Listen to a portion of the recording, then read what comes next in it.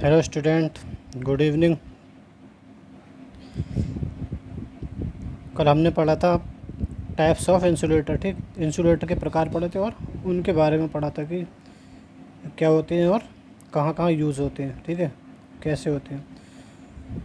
अब हम लोग पढ़ेंगे। हमने पढ़ा था स्ट्रिंग इंसुलेटर या सस्पेंशन इंसुलेटर, सॉरी। ठीक, सस्पेंशन इंसुलेटर पढ़ता, उसमें पढ़ा था स्ट्रिंग। जैसे ये है ना, इसको स्ट्रिंग बोलते हैं। ठीक, कई सारी डिस्क होती हैं, सीरीज में जुड़ जाती हैं, तो इनको स्ट्रिंग बोलते हैं। ठीक, तो ये कल हमने पढ़ा था। ठीक, तो आज का टॉपिक है हमारा potential distribution over suspension insulator string. मतलब जो सस्पेंशन इंसुलेटर होता है उसकी जो स्ट्रिंग होती है उस पर पोटेंशियल डिस्ट्रीब्यूशन कैसे होता है, मतलब विभव का वितरण कैसे होता है। जैसे ये स्ट्रिंग है। ठीक, ये पूरी एक, यहाँ पे क्या है, 3 डिस्क जो है सीरीज में जुड़ी है मेटल लिंक के द्वारा। ये मेटल लिंक है।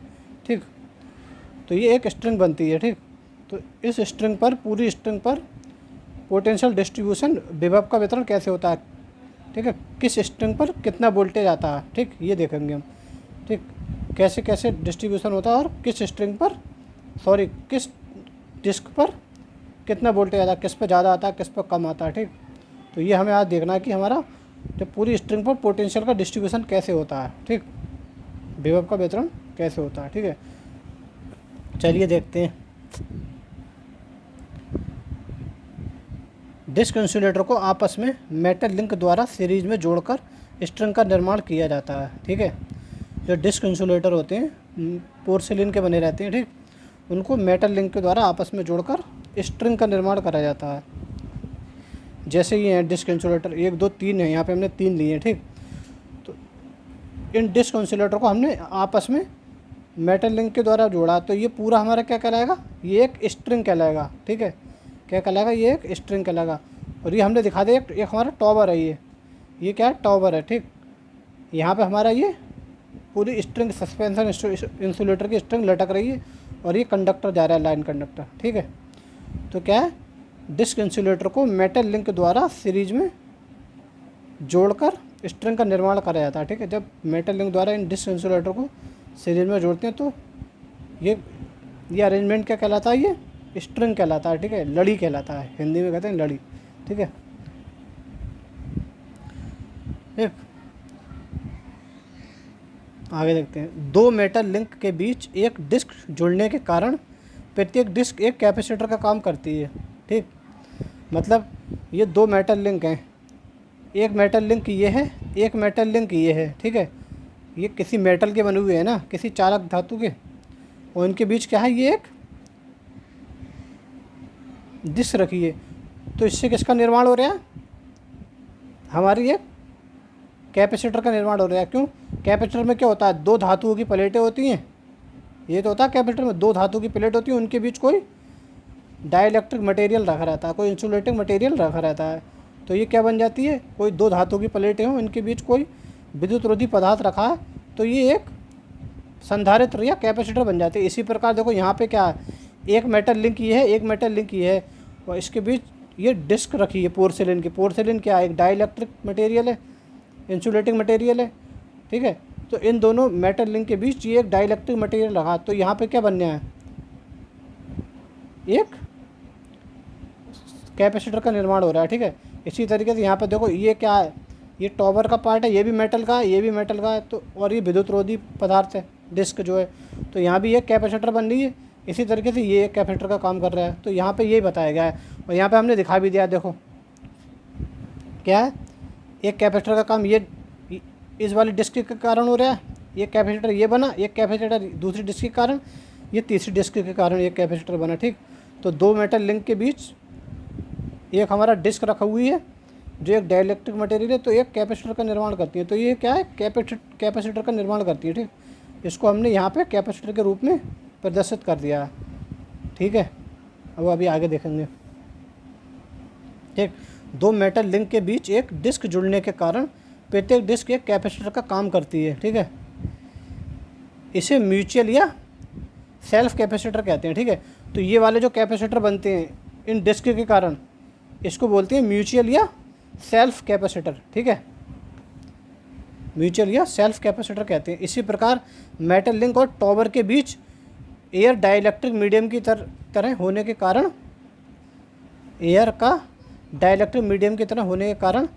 कैपेसिटर का निर्माण होता है, जिसे शंट कैपेसिटर कहते हैं। ठीक है, इसी प्रकार मेटल लिंक और टॉवर के बीच एयर डाइलेक्ट्रिक मीडियम की तरह होने के कारण कैपेसिटर का निर्माण होता है, इसे शंट कैपेसिटर कहते हैं। कैसे?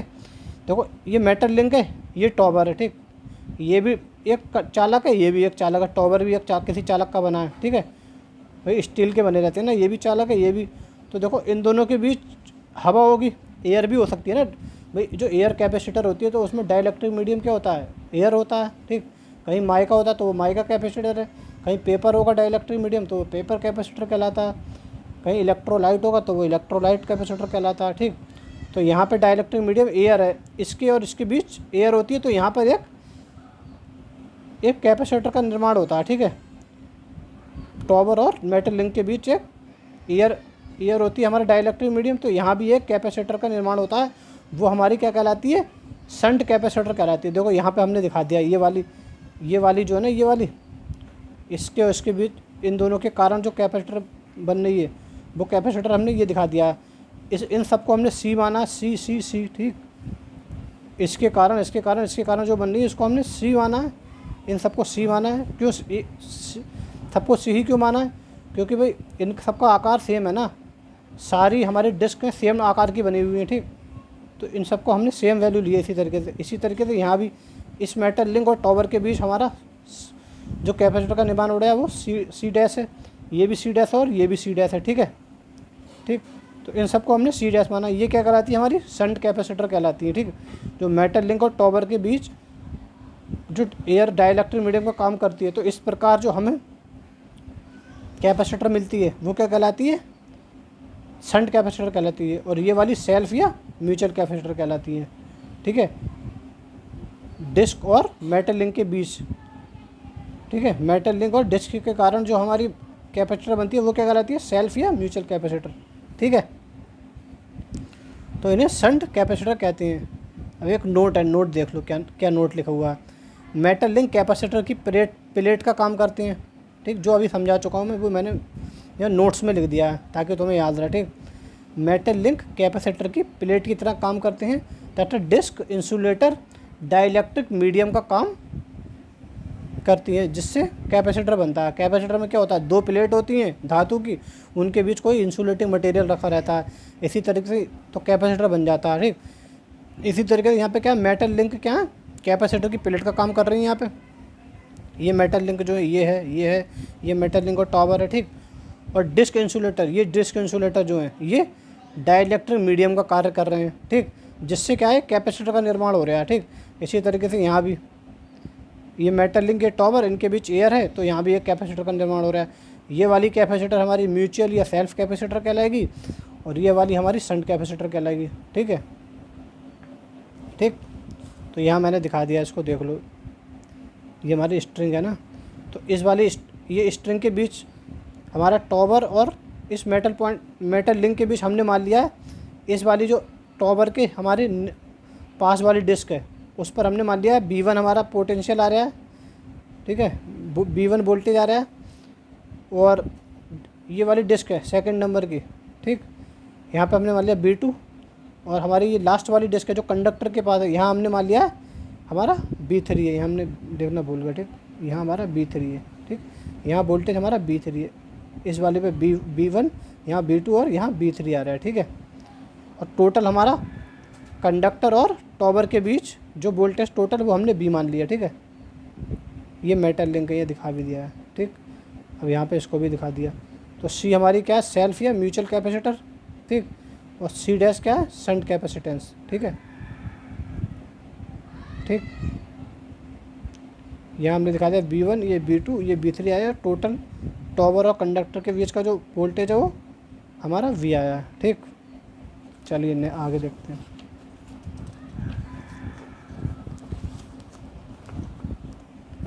अब देखते हैं स्ट्रिंग एफिशिएंसी क्या होती है। स्ट्रिंग एफिशिएंसी क्या होती है? वोल्टेज अक्रॉस स्ट्रिंग V, मतलब जो हमारा टॉवर, ये वाला जो वोल्टेज है, ये वोल्टेज अक्रॉस स्ट्रिंग, पूरी स्ट्रिंग के अक्रॉस वोल्टेज, ये वाला, ठीक है, ये वाला वोल्टेज इनटू एन, एन मतलब number of disc in string, कितनी हमारी डिस्क सीरीज में जुड़ी हैं, इनटू स्ट्रिंग एफिशिएंसी, ठीक है, वोल्टेज अक्रॉस स्ट्रिंग, पूरी स्ट्रिंग के अक्रॉस कितना वोल्टेज है, बी है, ठीक, अपॉन एन, एन क्या है, number of disc in string, कितनी हमारी सीरीज में डिस्क जुड़ी हैं, ठीक, into voltage across disc nearest to conductor, मतलब B3, ये वाला voltage across disc nearest to conductor, ठीक, ये वाला, ठीक। तो ये हमारा क्या है, स्ट्रिंग एफिशिएंसी का फार्मूला है ये, ठीक है, ये क्या है, स्ट्रिंग एफिशिएंसी का फार्मूला, वोल्टेज अक्रॉस स्ट्रिंग, जो टोटल वोल्टेज है वोल्टेज स्ट्रिंग के अक्रॉस, अपॉन एन मतलब number of disc in string की कितनी हमारी सीरीज में डिस्क जुड़ी है, into voltage across disc nearest to conductor, मतलब कंडक्टर की पास वाली डिस्क के अक्रॉस जितना वोल्टेज है वो, ठीक। तो ये स्ट्रिंग एफिशिएंसी का फार्मूला होता है, ठीक है, ये वाला, ये स्ट्रिंग एफिशिएंसी का फार्मूला होता है। अब इम्पोर्टेंट पॉइंट है कुछ, इन्हें देख लीजिए, ठीक। तो पहला इम्पोर्टेंट पॉइंट है, स्ट्रिंग पर काम करने वाले वोल्टेज का वितरण शंट कैपेसिटर के कारण प्रत्येक डिस्क पर समान नहीं होता बल्कि अलग अलग होता है, ठीक है, बात समझ में आ गई। क्या बता रहा है ये, स्ट्रिंग पर काम करने वाले वोल्टेज का वितरण शंट कैपेसिटर के कारण प्रत्येक डिस्क पर समान नहीं होता है बल्कि अलग अलग होता है। क्यों अलग अलग होता है देखते हैं। ये जो है ना V1 और V2 और V3 ये सेम क्यों नहीं है, क्यों, इस शंट कैपेसिटेंस के कारण सेम नहीं है। भाई हमारा डिस्क का आकार सेम है सबका, ठीक है, हमने सबका मान C लिया है, तो इसके अक्रॉस वोल्टेज सेम क्यों नहीं है, इस शंट कैपेसिटेंस के कारण नहीं है, ठीक है। ये जो शंट कैपेसिटेंस है ना, ये मेटल लिंक और टॉवर के बीच एयर के कारण जो बनना है, इसके कारण क्या होता है, प्रत्येक डिस्क पर वोल्टेज का वितरण जो है, पोटेंशियल का डिस्ट्रीब्यूशन जो है सेम नहीं होता, अलग अलग होता है। किसके कारण, इस शंट कैपेसिटेंस के कारण, ठीक है। एक पॉइंट तो ये हो गया। सेकंड पॉइंट देखते हैं, कंडक्टर के पास वाली डिस्क पर वोल्टेज मैक्सिमम होता है तथा जैसे जैसे ऊपर बढ़ते हैं प्रत्येक डिस्क पर वोल्टेज घटता जाता है, ठीक।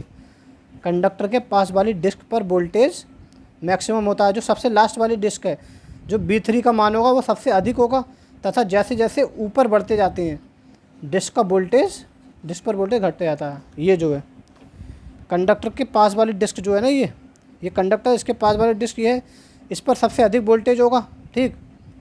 उसके बाद जैसे जैसे ऊपर बढ़ते जाएंगे वोल्टेज घटता जाएगा, फिर उससे कम इस पर होगा, सबसे कम इस वाली पे होगा, ठीक। टॉवर के पास वाली पर सबसे कम होगा, इस पर इससे ज़्यादा होगा और इस पर सबसे ज़्यादा होगा, ठीक। तो यही बताना चाह रहा है यहाँ पे कि कंडक्टर के पास वाली डिस्क पर वोल्टेज मैक्सिमम होता है तथा जैसे जैसे ऊपर बढ़ते हैं प्रत्येक डिस्क पर वोल्टेज घटता जाता है, ठीक। तीसरा पॉइंट देखते हैं, C पॉइंट, कंडक्टर के पास वाली डिस्क मैक्सिमम वोल्टेज के कारण पंचर हो सकती है, ठीक है। भाई क्योंकि सारी डिस्क सेम आकार की, सेम साइज़ की हैं, ठीक। अब भाई सबसे नीचे जो कंडक्टर के पास है उस पर बहुत अधिक वोल्टेज आ रहा है और बाकी ऊपर वालियों पर कम कम आ रहा है, ठीक। तो नीचे वाली क्या है, कंडक्टर के पास वाली डिस्क मैक्सिमम वोल्टेज के कारण पंचर हो सकती है, इसलिए यह ज़रूरी है कि प्रत्येक डिस्क पर वोल्टेज वितरण समान हो, ठीक है। इसलिए ये ज़रूरी है कि जो हमारी जितनी भी डिस्क सीरीज़ में जुड़ी हैं, ये नहीं कि कंडक्टर के पास वाली डिस्क पर हमारा बहुत अधिक है, उससे ऊपर वाली पर कम और सबसे ऊपर वाली पर सबसे कम। तो इससे क्या होगा, सबसे कंडक्टर के पास वाली डिस्क जो है पंचर हो सकती है, ठीक है। फिर उसके बाद आगे जब एक पंचर हो गई, एक ख़राब हो गई, फिर ऊपर वाली भी हल्के हल्के ख़राब हो जाएंगी हमारी सब, ठीक। तो इसलिए यह ज़रूरी है, यह आवश्यक है कि प्रत्येक डिस्क पर वोल्टेज का वितरण सेम हो, ठीक है। पूरा 100% सेम ना हो तो लगभग सेम हो, ठीक। ये ज़रूरी है, ठीक। नेक्स्ट देखते हैं, यदि स्ट्रिंग पर अप्लाई वोल्टेज DC हो तो प्रत्येक डिस्क पर वोल्टेज सेम होगा, क्योंकि इस कंडीशन में डिस्क का कैपेसिटेंस इनइफेक्टिव होगा, ठीक। क्या कह रहा है ये, चौथा पॉइंट, D पॉइंट, यदि स्ट्रिंग पर अप्लाई वोल्टेज DC हो, ठीक। अगर हम पूरी स्ट्रिंग पर DC वोल्टेज अप्लाई कर रहे हैं तो प्रत्येक डिस्क पर वोल्टेज सेम होगा, ठीक, प्रत्येक डिस्क पर वोल्टेज सेम होगा, क्योंकि इस कंडीशन में डिस्क का कैपेसिटेंस इनइफेक्टिव होगा, ठीक है, इफेक्टिव नहीं होगा, ठीक। क्यों नहीं होगा? क्योंकि डीसी पर कैपेसिटेंस काम ही नहीं करेगा, कैपेसिटर काम नहीं करता ना डीसी पे, ठीक, तो उसका कैपेसिटेंस इनइफेक्टिव होगा, ठीक है, अगर हम स्ट्रिंग पर डीसी अप्लाई कर दें, ठीक। तो ये हमारे कुछ इंपॉर्टेंट पॉइंट थे, ये 4 पॉइंट थे हमारे इंपॉर्टेंट, ठीक है, बहुत इंपॉर्टेंट, इनको याद रखना, ये बहुत काम आएंगे आगे तुम लोगों के। और फिर ये हमने स्ट्रिंग एफिशिएंसी का फॉर्मूला देखा था, और यहाँ पे हमने ये देखी थी कि भाई स्ट्रिंग कैसे हमारी एक कैपेसिटर की तरह काम करती है, और यहाँ पे 2 कैपेसिटर कैसे बनती है, एक सेल्फ और एक शंट कैपेसिटर कैसे बनती है, ठीक। अब आगे हम इसका एक डेरिवेशन है वो करेंगे, मैथमेटिकल एक्सप्रेशन इसका हम करेंगे, ठीक है, देखेंगे कि भाई कौन सी डिस्क पर अधिक वोल्टेज आता है, ठीक, और उसका हम ये देखेंगे अब कि एक यहाँ पर हम एक मैथमेटिकल एक्सप्रेशन होगी उसको सॉल्व करके देखेंगे कि ये प्रत्येक डिस्क पर कितना कितना वोल्टेज आता है और किस पर ज़्यादा आता है और किस पर कम आता है, ये हम मैथमेटिकली एक डेरिवेशन के थ्रू देखेंगे, ठीक है। फिर उससे हमें पता चलेगा कि हाँ भाई इस पर सबसे अधिक होता है, इस पर उससे कम और इस पर सबसे कम होता है वोल्टेज, ठीक, वो भी मैथमेटिकली एक्सपेरिमेंट से हम प्रूफ करेंगे, ठीक है, ठीक। फिर हम देखेंगे कि भाई ये अलग अलग वोल्टेज डिस्ट्रीब्यूशन है तो इसका स्ट्रिंग एफिशिएंसी पर क्या इफेक्ट पड़ेगा, ठीक, ठीक है, कि भाई क्योंकि इधर सबसे अधिक है, इधर सब उससे कम, सबसे कम इस पर, तो ये असमान अनइक्वल वोल्टेज डिस्ट्रीब्यूशन का स्ट्रिंग एफिशिएंसी पे क्या इफेक्ट पड़ेगा ये भी हम देखेंगे, और स्ट्रिंग एफिशिएंसी को कैसे सुधारा जाएगा फिर, ठीक है। तो चलिए आगे देखते हैं। अब क्या है, ये मैथमेटिकल एक्सप्रेशन है एक स्ट्रिंग का, मैथमेटिकल एक्सप्रेशन ऑफ स्ट्रिंग, ठीक है। तो इसको हम मैथमेटिकली सॉल्व करके देखेंगे कि भाई कौन सी डिस्क पर कितना वोल्टेज आता है, किस पर अधिक आता है और किस पर कम आता है, ये हम प्रूफ करके देखते हैं। फिर देखेंगे कि भाई ये असमान वोल्टेज डिस्ट्रीब्यूशन का, अनइक्वल वोल्टेज डिस्ट्रीब्यूशन का स्ट्रिंग एफिशिएंसी पर क्या इफेक्ट पड़ेगा, ठीक है। चलिए, तो ये हमने इसको क्या है, जो हमारे स्ट्रिंग थी उसको हमने हमने कैपेसिटर में दिखा दिया, ठीक है, सारी स्ट्रिंग को। ये वाली क्या है, ये क्या है हमारी, ये वाले कैपेसिटर, इनको क्या बोलते हैं, सेल्फ या म्यूचुअल कैपेसिटर बोलते हैं। ये मेटल लिंक और डिस्क के कारण बनते हैं, ठीक है। और ये वाले कैपेसिटर को क्या बोलते हैं हम, शंट कैपेसिटर। ये टॉवर और मेटल लिंक के बीच जो एयर होती है उनके कारण बनते हैं, ठीक। ये जो है ना, ये शंट कैपेसिटेंस के कारण ही ये वोल्टेज डिस्ट्रीब्यूशन असमान होता है, सेम नहीं होता। अगर ये ना होते ना तब हमारा ये असमान नहीं होता, ठीक है। चलिए देखते हैं अब आगे। तो ये हमारा क्या है, ये एक स्ट्रिंग के अक्रॉस टोटल वोल्टेज, ये V1 इस वाली के अक्रॉस, V2 ये वाली के अक्रॉस, V3 जो कंडक्टर के पास वाली है उसके अक्रॉस, ठीक। और हमने मान लिया इस वाली में I1 करंट फ्लो हो रही है, इस वाली में I2 करंट फ्लो हो रही है और इस वाली में I3 करंट फ्लो हो रही है, ठीक, ये हमने मान लिया है। इसी प्रकार इसमें जो है I1 स्मॉल I1 फ्लो हो रही है, इसमें स्मॉल I2 और इसमें स्मॉल I3 फ्लो हो रही है, ठीक। चलिए देखते हैं। लेट्स माना सेल्फ और म्यूचुअल कैपेसिटेंस C है, ठीक, और शंट कैपेसिटेंस C डैश है, ठीक। तो एक कांस्टेंट है ये K, तो K इक्वल टू होता है C डैश अपॉन C, ठीक, C डैश अपॉन C, तो C dash equal to K into C, ठीक है। ये एक डाइलेक्ट्रिक कांस्टेंट बोलते हैं इसको, ठीक। तो apply KCL Kirchhoff current law at node A। इस नोड पर हम क्या करेंगे, ये जो नोड A है इस पर क्या करेंगे, किरचॉफ का करंट लॉ अप्लाई करेंगे। किरचॉफ के करंट के नियम के अनुसार फर्स्ट ईयर में पढ़ चुके हम, ठीक। किसी संधि की ओर या किसी नोड, कोई संधि है वो नोड भी कहला सकते हैं ना। नोड क्या होते हैं, कम से कम जहाँ पे 2 पॉइंट जुड़े हों, ठीक, और संधि क्या होती है, कम से कम 3 पॉइंट जुड़े हों। तो भाई 3 पॉइंट जुड़े हैं तो नोड वो भी कहलाएगा ना।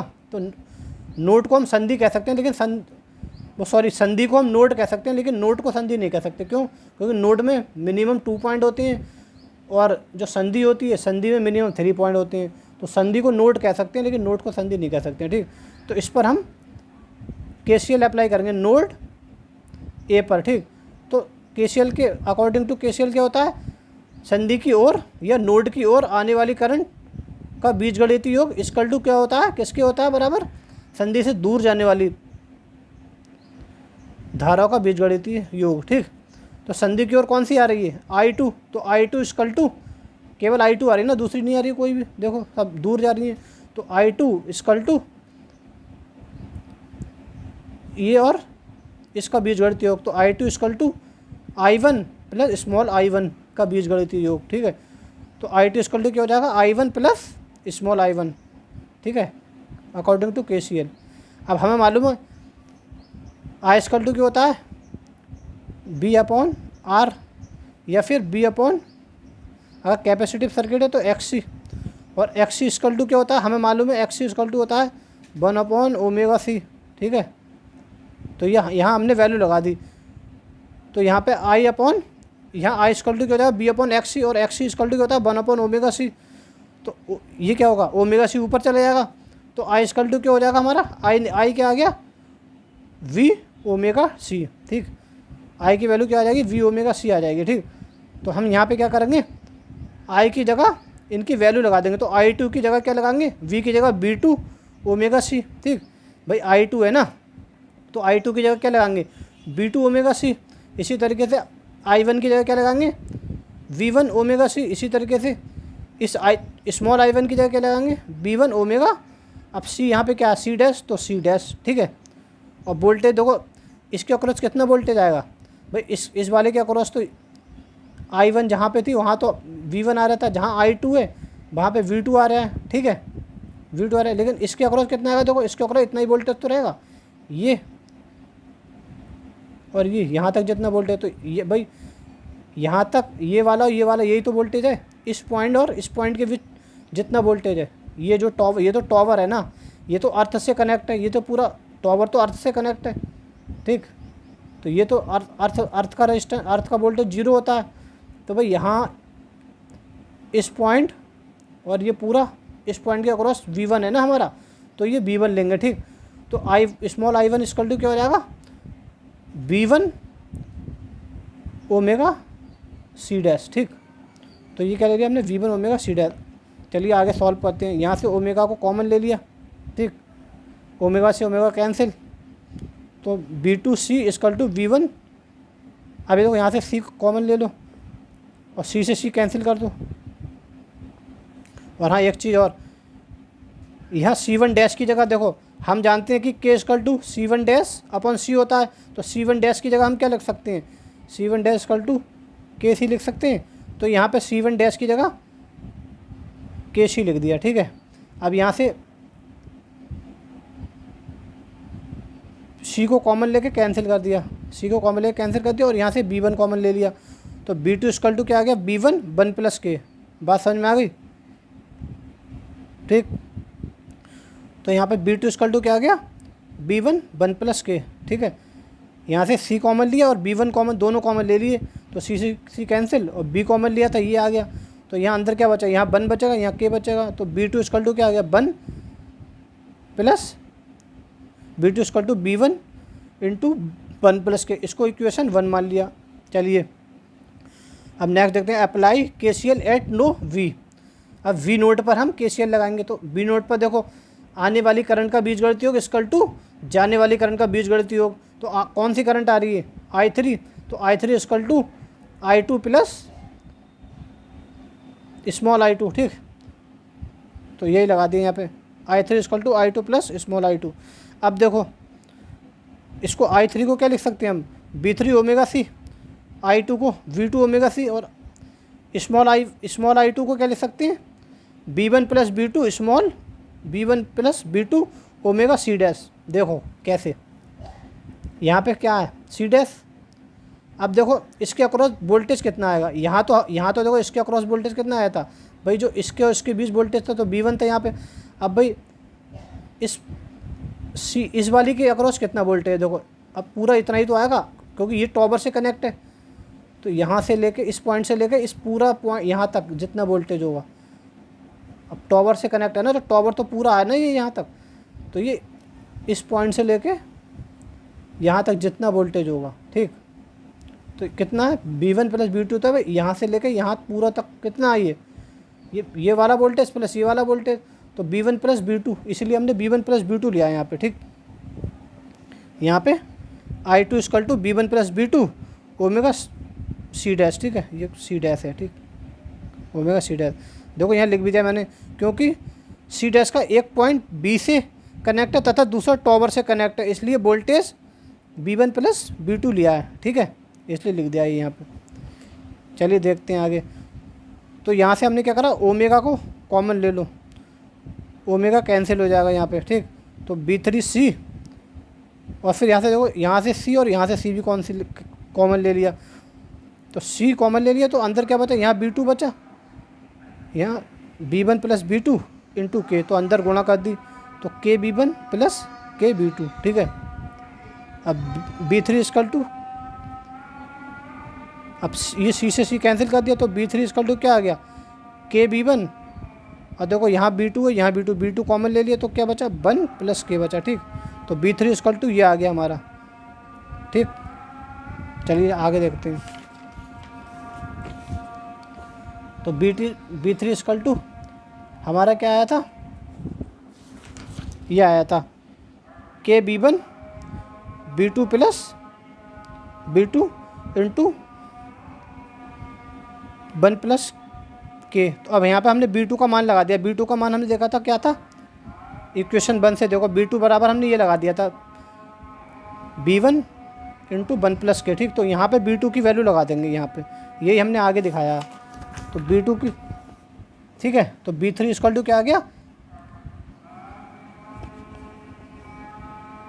B3 इक्वल टू क्या आ गया, KV1 प्लस, यहाँ देखो from equation 1 B2 equal to B1 1 plus K लगा दिया, यहाँ पे B1 B2 की जगह B1 1 प्लस K लगा दिया, और 1 प्लस K पहले से था, ठीक, तो यहाँ से B1 हम कॉमन ले लेंगे, ठीक, तो B3 इक्वल टू क्या आ जाएगा, B1 K plus 1 plus K का स्क्वायर, ये स्क्वायर हो जाएगा, ठीक, तो B3 इक्वल टू स्क्वायर को खोल दिया, K स्क्वायर 2K प्लस 1, इसको खोल दिया, ठीक, तो ये 3K हो जाएगा, तो B3 equal to B1 into 1 plus 3K plus K square, इसको हमने इक्वेशन 2 मान लिया, ठीक है, ठीक। अब टोटल स्ट्रिंग के अक्रॉस वोल्टेज कितना था भाई, स्ट्रिंग के अक्रॉस टोटल वोल्टेज कितना B है, तो B इक्वल टू क्या होगा, B equal to B1 plus B2 plus B3, यही तो होगा, B equal to B1 plus B2 plus B3 होगा, यही तो होगा, तो हमने यहाँ पे ये दिखा दिया, B equal to B1 plus B2 plus B3, ठीक है,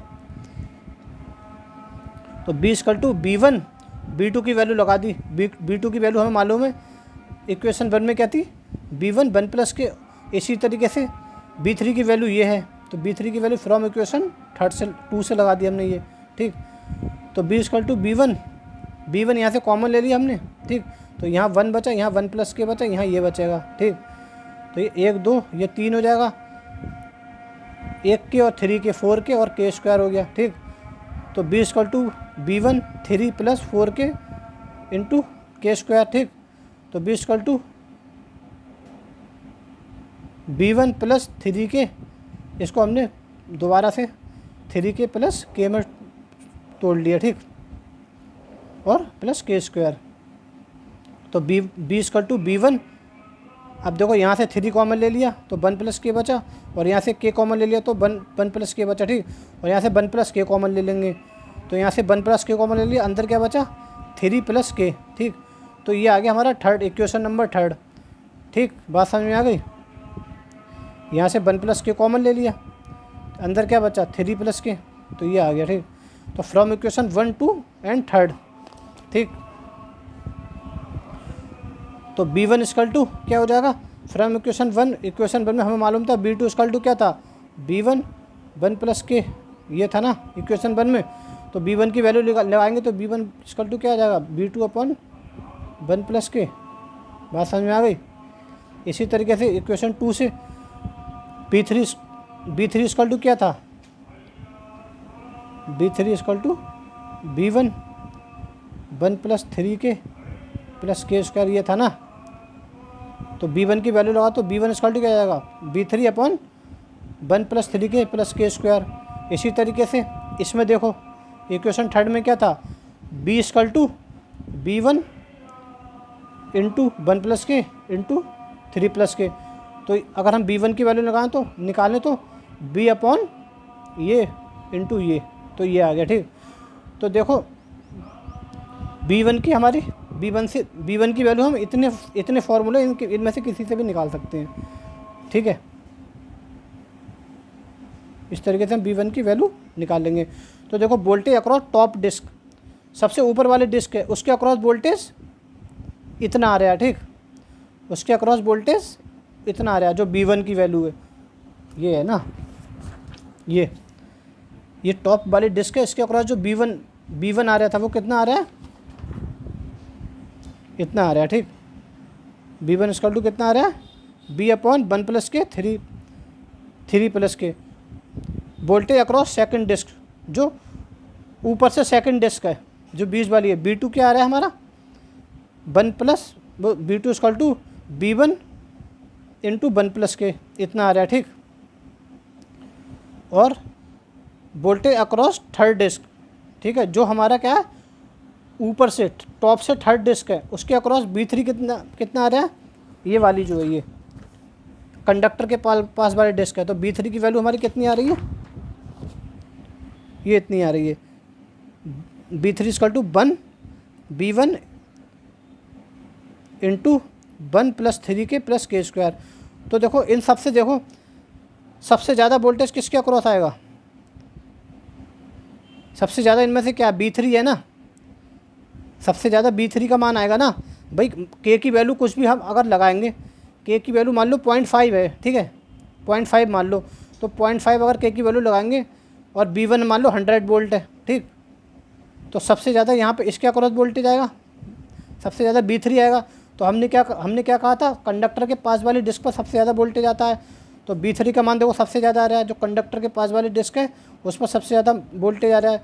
इसी तरीके से B2 की वैल्यू कितनी है, B1 1 प्लस के, तो K की वैल्यू 0.5 मान लो और B1 मान लो 100। तो इसके बाद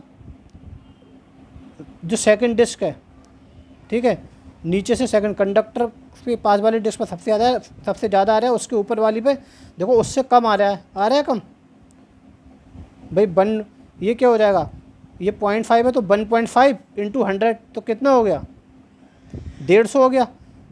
तो इससे थोड़ा कम आया ये, और ये क्या है, ये बहुत कम आ जाएगा। ठीक है, और यहाँ पे क्योंकि इससे डिवाइड करना पड़ रहा है हमें। ठीक, तो B1 की वैल्यू क्या है, B1 पे जो सबसे टॉप वाली डिस्क है उस पर सबसे कम वोल्टेज आ रहा है। ठीक, और कंडक्टर के पास वाली डिस्क है उस पर सबसे ज़्यादा वोल्टेज आ रहा है। ठीक है, और जो बीच वाली डिस्क है उस पर मीडियम वोल्टेज आ रहा है, इससे कम आ रहा है लेकिन इससे अधिक आ रहा है। ठीक, तो कंडक्टर के पास वाली डिस्क पर सबसे ज़्यादा वोल्टेज आ रहा है, उससे ऊपर बढ़ रहे हैं तो उससे थोड़ा कम आ रहा है, और सबसे ऊपर वाली पे सबसे कम वोल्टेज आ रहा है। तो ये मैथमेटिकल एक्सप्रेशन से भी हमने देखा कि कंडक्टर के पास वाली डिस्क पर सबसे ज़्यादा वोल्टेज होता है, फिर उससे ऊपर जाते हैं उससे कम वोल्टेज आता है, फिर सबसे ऊपर वाली पे सबसे कम वोल्टेज आता है। ठीक, तो इस तरीके से पोटेंशियल डिस्ट्रीब्यूशन होता है हमारा प्रत्येक स्ट्रिंग पर। इस तरीके से क्या है, असमान पोटेंशियल डिस्ट्रीब्यूशन हो रहा है, अनइक्वल पोटेंशियल डिस्ट्रीब्यूशन हो रहा है। ठीक है, किसके कारण होता है ये, जो हमारी शंट कैपेसिटेंस होती है टॉवर और मेटल लिंक के बीच एयर के कारण जो कैपेसिटेंस बनती है, उसके कारण ये अनइक्वल डिस्ट्रीब्यूशन होता है पोटेंशियल का।